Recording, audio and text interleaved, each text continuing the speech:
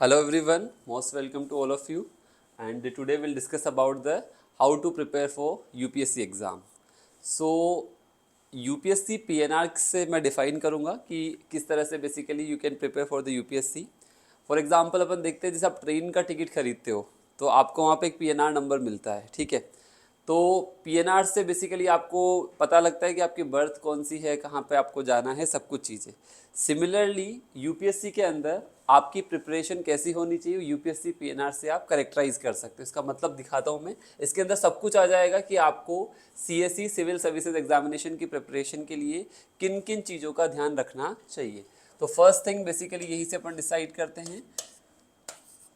You से basically आपका हो गया यूनियन पब्लिक सर्विस कमीशन. ये कमीशन है, ये बेसिकली एग्ज़ाम का नाम नहीं है. ये वो कमीशन है जो आपका एग्ज़ाम कंडक्ट करवाता है. आपका एग्ज़ाम है सिविल सर्विसेज एग्जामिनेशन. पी से बेसिकली आपका आ जाएगा previous year question papers. P से आ जाएगा आपका प्रीवियस ईयर क्वेश्चन पेपर्स. ध्यान रखना प्रिपरेशन में सबसे इम्पोर्टेंट चीज़ है previous year question paper help करते हैं डिमांड और सप्लाई को मैच करवाने में. प्रीवियस ईयर क्वेश्चन पेपर ये डिफाइन करेंगे कि एग्ज़ाम की डिमांड क्या है और आपको सप्लाई किस तरह से देनी है. तो that is the P. S आ जाएगा बेसिकली आपका सिलेबस. सिलेबस को बेसिकली आप अपनी बाइबल बोल दीजिए, गीता बोल दीजिए, वो सब कुछ आपका सिलेबस ही है. जो आपका सिलेबस यूपीएससी ने डिफाइन करके दिया है, कभी आप उठाकर देखना मेंस के अंदर GS1 से GS4 का सिलेबस देखना, एक भी question out of the syllabus नहीं मिलेगा. जो उन्होंने लिखा है सिलेबस के अंदर सब कुछ चीज़ें आपको वहीं से पूछी जाएगी. तो सिलेबस बाय हार्ट होना चाहिए, प्रीलिम्स का भी और मेंस का भी, ठीक है. तो सेकंड चीज़ आ गया आपका सिलेबस. थर्ड वन आ गया कॉपीज़. कॉपीज़ का मतलब basically you have to analyse toppers copies. ध्यान रखना कि हम तो एक्सपर्ट हैं नहीं और यूपीएससी से आरटीआई लगा के आप कॉपी मंगवा सकते नहीं हो. जैसे मान लो मुझे अच्छे मार्क्स मिले ऑप्शनल में, अब मेरी कॉपी यूपीएससी तो देगी नहीं वापस से, आरटीआई लगा के मंगवा नहीं सकते. तो आप क्या कर सकते हो, जिन टॉपर्स के जिन सब्जेक्ट में अच्छे मार्क्स आए हैं तो उनकी कॉपीज़ बेसिकली जो टेस्ट सीरीज़ में लिखते हैं उन टेस्ट सीरीज़ की कॉपी से आप एनालाइज कर सकते हो कि हमारी प्रिपरेशन लेवल और उनकी प्रिपरेशन लेवल में क्या फ़र्क है, किस तरह से वो अपने आंसर में बहुत सारे इंटरलिंकेजेस दे पा रहे हैं. तो ये स्टेज कब आएगा, जब आप प्रैक्टिस करोगे. तो प्रैक्टिस करने के बाद अपने आंसर को किस प्रकार से आप कंपेयर करोगे विद द टॉपर्स कॉपीज से, ताकि आपको पता लगेगा कि हम कैसा लिखते हैं और वो लोग कैसा लिख रहे हैं, क्योंकि उनको वैसा लिखने से यूपीएससी मार्क्स दे रहा है. तो ये एक इंपॉर्टेंट पैरामीटर है कॉपीज, जिसको आपको ध्यान में रखना ही पड़ेगा. नेक्स्ट थिंग, उसके बाद पीएनआर. पी से बेसिकली आपका आ जाएगा प्रैक्टिस. अब प्रैक्टिस में बेसिकली आपको सब कुछ आ जाएगा. प्रैक्टिस का मतलब होता है प्रीलिम्स के लिए आपको लॉट ऑफ मॉक टेस्ट देने ही पड़ेंगे. कम से कम 8-10 हज़ार question you have to solve before appearing the prelims. आप सोचो 100 क्वेश्चन वहाँ पे सोल्व करने हैं, उससे पहले 10-12 हज़ार क्वेश्चन हमें घर पे सोल्व करके जाने पड़ेंगे. तभी बेसिकली आपकी फैमिलियरिटी रहेगी with the language of the examination. And दूसरी चीज़ कि आपको जो टाइम लगता है, जैसे मान लो एक रीडिंग के अंदर, 2 रीडिंग के अंदर, इतनी स्पीड आनी चाहिए कि एग्जाम के अंदर उन 1 to 100 क्वेश्चन को कम से कम 2 रीडिंग या 3 रीडिंग आपकी हो जाए. वो तभी आएगी जब आपकी लॉट ऑफ प्रैक्टिस होगी with the respective subject questions. तो practice is very very important, चाहे प्रीलिम्स में हो चाहे मेंस में हो, दोनों की अलग अलग प्रैक्टिस है.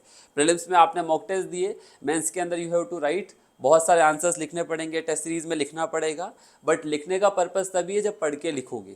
ध्यान रखना, बिना पढ़े लिखोगे तो कुछ भी लिखोगे फिर तो उसका मीन नहीं होगा. तो पहले पढ़ना है, then you have to write, ठीक है. फिर आ जाता है आपका एन. एन से बेसिकली हो गए notes. That is very very important. Notes भी कैसे होने चाहिए, क्रिस्प नोट होने चाहिए. क्रिस्प नोट का मतलब जैसे आपने पहले बुक पढ़ ली, 1-2 बार में आप नोट्स नहीं बना पाओगे. 1-2 बार जस्ट आप फैमिलियरिटी के लिए पढ़ोगे. आप कोई सी भी बुक पढ़ रहे हो तो 1-2 बार तो आपकी अंडरस्टैंडिंग बढ़ेगी, उसके बाद उससे आप छोटा कर पाओगे. अब छोटा तभी कर पाओगे जब आपने प्रीवियस ईयर क्वेश्चन देखे होंगे. अगर आपको पता ही नहीं है कि एग्जाम की डिमांड क्या है तो आप कैसे शॉर्ट नोट्स बना पाओगे.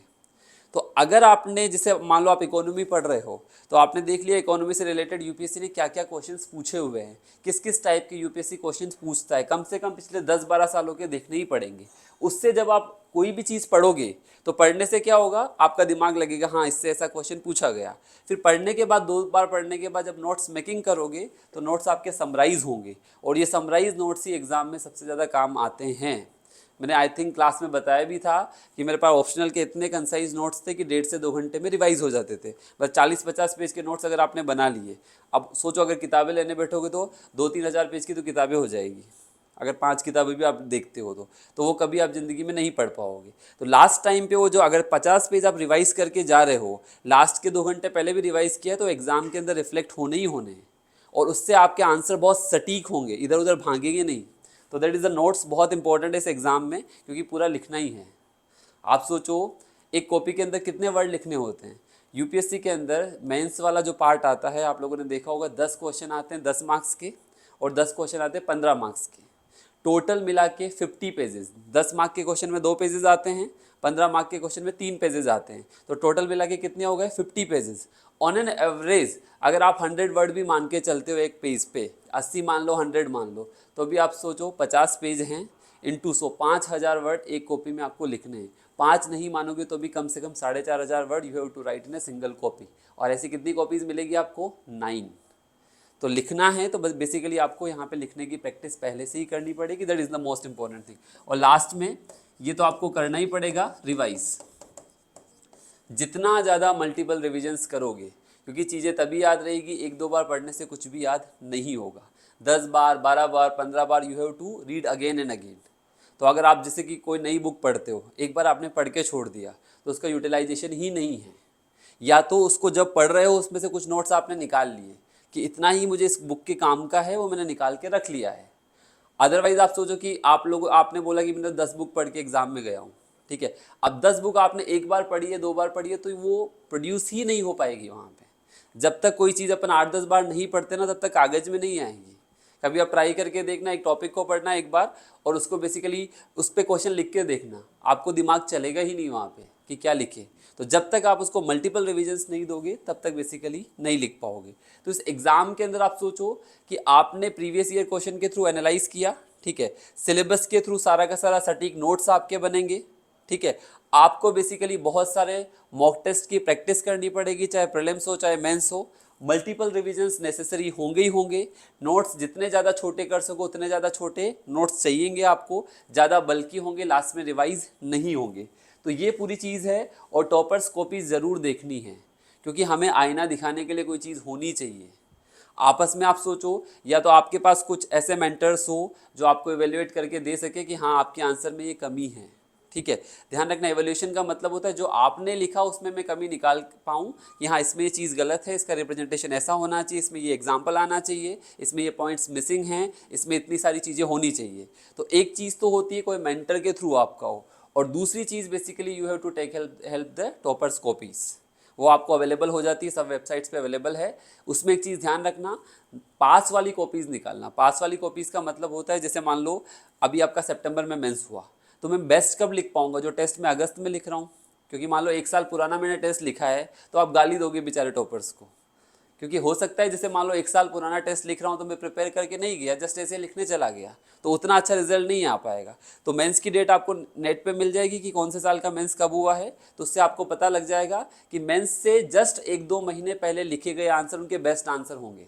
अगर नेक्स्ट मंथ मेरा मेंस है और इस महीने मैंने आंसर लिखा है तो मैंने फुल प्रिपरेशन के साथ लिखा है, तो वो कॉपीज़ के अंदर बेस्ट रिजल्ट आपको मिलेंगे। वहाँ से भी आप नोट्स बना सकते हो, बहुत अच्छे अच्छे एग्जांपल्स मिलते हैं वहाँ पे आपको, स्पेशली एथिक्स के अंदर, ऐसे के अंदर, स्टोरीज़ वगैरह। तो वहाँ से निकाल के आप अलग से कंपाइलेशन बना सकते हो, तो थोड़ी आपकी मेहनत उससे बचेगी। तो this is all about the how to prepare for the UPSC CSE। Thank you.